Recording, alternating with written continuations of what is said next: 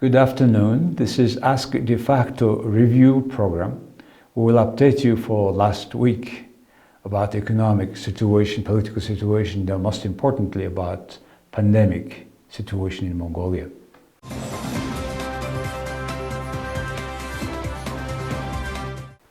For last week, we have additional 134 new cases, record high.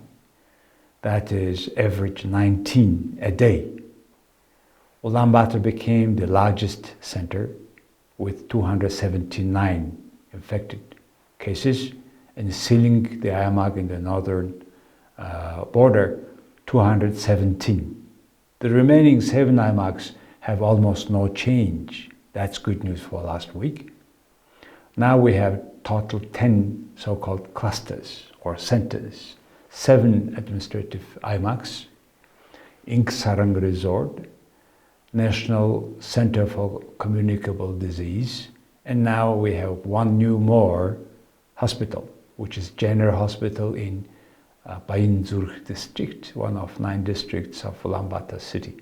This is a privatized general hospital, and out of 134 new cases of last week, 57 happened 2 days ago only, and out of which 47 is in that hospital. That alone very much takes our attention.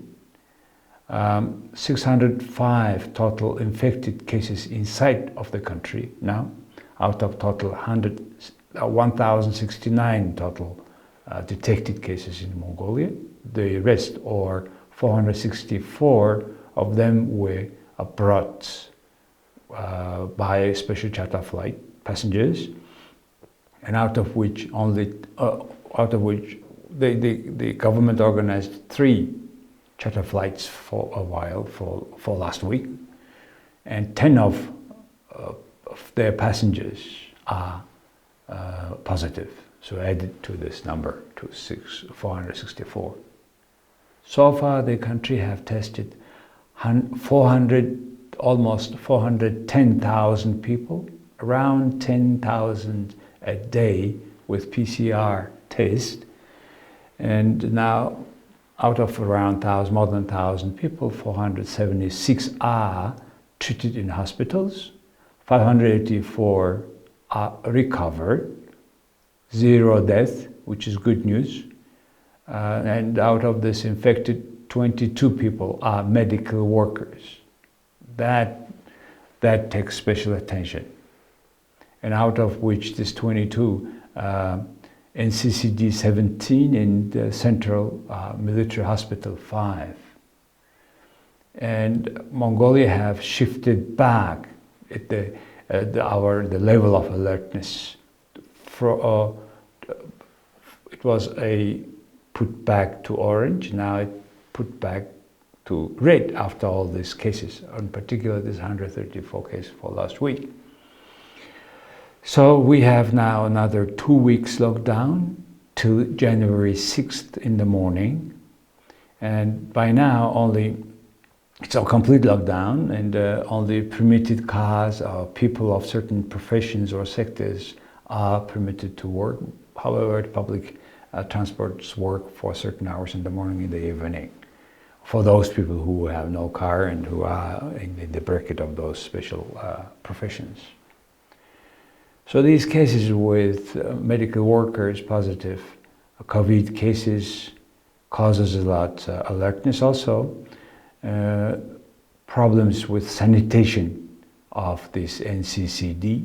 This is 40 years old Russian type of building, very bad thermoisolation, and restrooms, according to this group checked, that restrooms are shared by sick people and medical workers. There is no separate restrooms.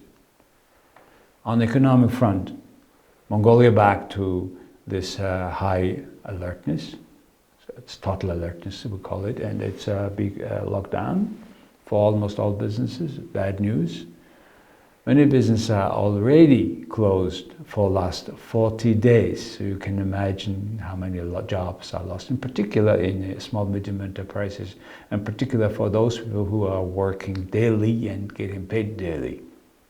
About vaccines, still keep talking, poor country, not proper plan, but still talk is going on, and they expected after 6 months Mongolia will have first vaccines, and the government keeps promising to have vaccinated 60% of the population. As I said a week ago, utility bills are taken by state-owned enterprises, which was practical, very good saving for low-income people, low-income families. And instead, this money went for purchasing foods, which you can see in the increase of food sales for last week statistics. However, it caused huge load on the grid, which Mongolia had to recompensate it from Russia with the import with US dollars payment. And it shows, by the way, the vulnerability of this grid in the country, the need of increasing the capacity of production of the electric energy in Mongolia. Another news, government of Mongolia demands from the new CEO of Rio Tinto to cancel the Dubai agreement.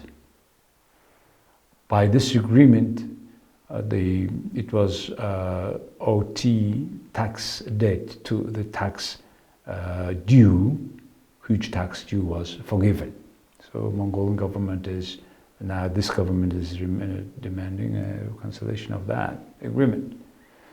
And also there is a new talk now about OT exceeding the planned budget for underground mining preparations. So altogether, all these two conversations may have impact on the economic situation of the country, as it is one of the, or maybe only the largest foreign direct investment project in Mongolia.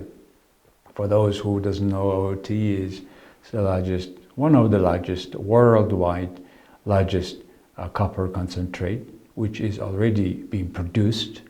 30% is above the ground, 70% of the reserve is under the ground. So we talk about the 70% of the reserves production. So far, the preparation is going on for production. Next news is about Lombard. We call Lombard the pawn shops. Pawn shops rates are very high, 16% per month. And a few parliament members have submitted new draft law to restrict that percentage to 3% per month, which with the hope that this will trigger down other interest rates, loan interest rates for other institutions like non-bank financial institutions and commercial banks. The last one, weather is predicted to be very cold these days, and particularly on the eve of the new year. It will come to the level of minus 50 degrees in Celsius. That's turned out minus 58 in Fahrenheit. These are for the special maybe events that I want to highlight for you, for those who don't speak Mongolian, those who are also abroad who speaks English. Thank you very much. See you next week.